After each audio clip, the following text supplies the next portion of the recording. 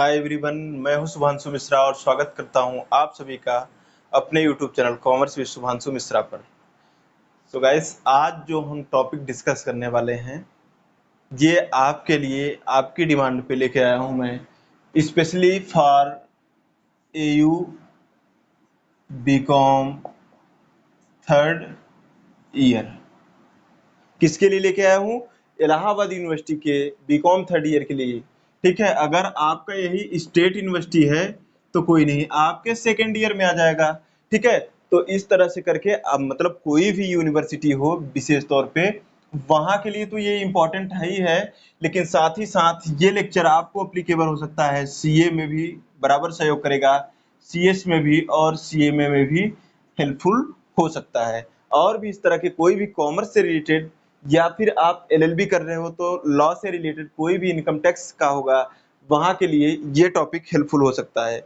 Specially आप सभी ने, हमारे पुराने स्टूडेंट्स ने, बीकॉम थर्ड ईयर वालों ने इसके लिए डिमांड रखी थी, उसी को लेकर के आज ये वीडियो में आया हुआ हूँ। ठीक है, अब इस लेक्चर में हम लोग पहले डिस्कस करेंगे इनकम टैक्स ओरिजिनेट कैसे हुआ, करता क्या है, होता क्या है और कैसे कैसे काम होता है। बिल्कुल नया सब्जेक्ट है तो फ्रेश तरीके से पढ़ना स्टार्ट करते हैं। पहला तो बात कर लेते हैं इस पे कौन एक्ट लगता है। Income tax act 1961। अभी जो एक्ट चल रहा है वो कौन सा है? 1961 में एक एक्ट आया था, कानून आया था इनकम टैक्स बोल के, वो वाला कानून अभी के लिए टैक्सबिलिटी पर अप्लाई होता है। लेकिन आपके मन में बात होगी कि सर हिस्ट्री बताइए ना, तो मैं बताता हूँ हिस्ट्री। सबसे पहले इंडिया में जो इंट्रोड्यूस्ड हुआ था इनकम टैक्स का कॉन्सेप्ट, कि टैक्स लगाएंगे, ये कॉन्सेप्ट जो इंट्रोड्यूस हुआ वो 1860 1860 में हुआ था।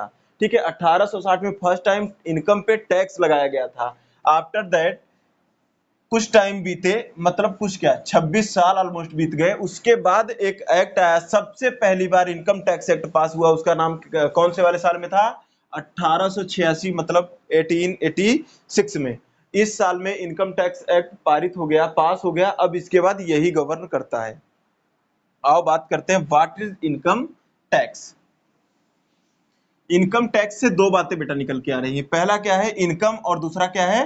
टैक्स। मैं बात कर लेता हूं इनकम किसकी होती है, तो आप कहोगे सर बहुत सारे लोग जो पीपल होते हैं। ठीक है, मैं एकदम जेनरिक लैंग्वेज यूज करता हूं, लोगों की इनकम होती है। ठीक है, इनके पास क्या होगी? इनकम होगी। अच्छा, तो टैक्स काटता कौन है? यही लोग काटते होंगे? नहीं, बिल्कुल नहीं, गलत हो। कौन काटता है? गवर्नमेंट।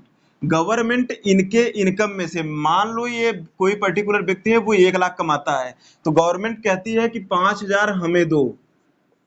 आप कहोगे हैं ये तो डाका हुआ, फिर इनकम टैक्स ना हुआ।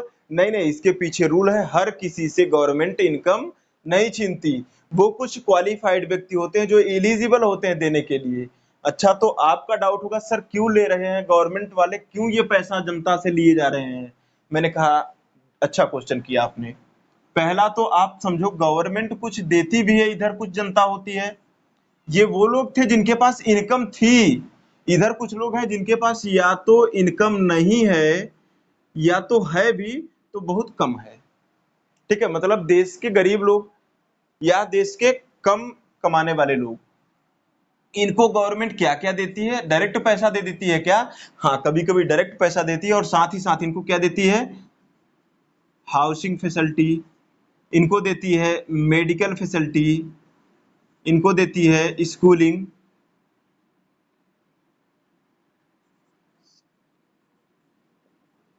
इनको और भी इसी तरह के फ्री फूड्स वगैरह, फ्री इक्विपमेंट, फ्री की चीजें गवर्नमेंट प्रोवाइड कराती है। तो क्या बेटा गवर्नमेंट अपने घर से ये विधायक जी लोग बेच बेच के लाते हैं क्या? नहीं, बिल्कुल नहीं लाते। ये वही वाला पैसा होता है जो हम सब ने, मतलब अपर क्लास की इनकम वाले लोग जो गवर्नमेंट को देते हैं, वही गवर्नमेंट पैसा लेकर के किसके ऊपर खर्च कर देती है? देश के लोअर या फिर मीडियोकर फैमिली पे, जिनके पास खर्च करने के लिए पैसे नहीं होते, जिनके पास अच्छे घर नहीं होते, मेडिकल की फैसिलिटी अच्छी अवेलेबल नहीं होती। इनको क्या करेंगे? ये गवर्नमेंट का काम ही है कि बैलेंस बिटवीन सोसाइटी। मैंने आपको सोशल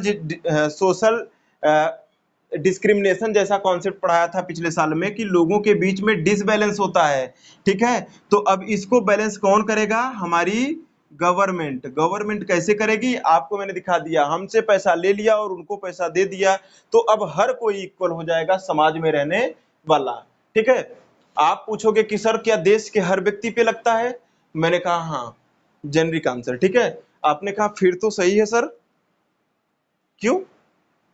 आपका आंसर होगा बढ़िया है ना, कि हम अपने देश में न जाकर दूसरे देश में कमाएं, या फिर जो दूसरे के देश वाले लोग आए हैं हमारे देश में वो भी तो कमा रहे हैं और उनको कोई टेंशन नहीं, क्योंकि ये किसको देना है?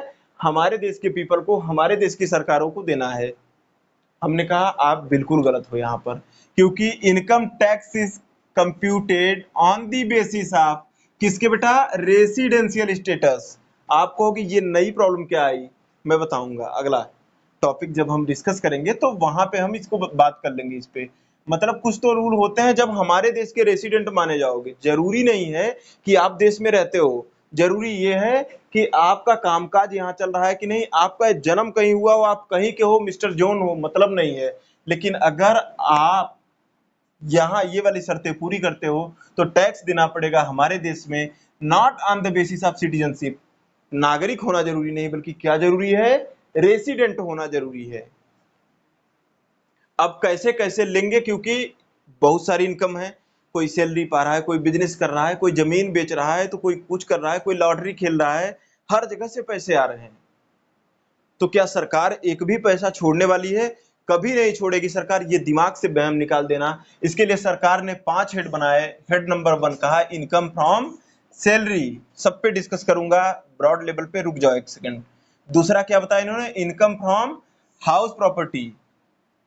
तीसरे में इन्होंने क्या बताया? इनकम फ्रॉम या फिर प्रॉफिट और gain from business and profession. Fourth head में इन्होंने क्या बताया? कैपिटल गेन की इनकम। फिफ्थ पॉइंट पे इन्होंने बताया इनकम फ्रॉम अदर सोर्सेस। चलो एक एक करके सारे सोर्स के बारे में विद इलस्ट्रेशन देखना शुरू करते हैं। पहला हेड हमारा क्या था?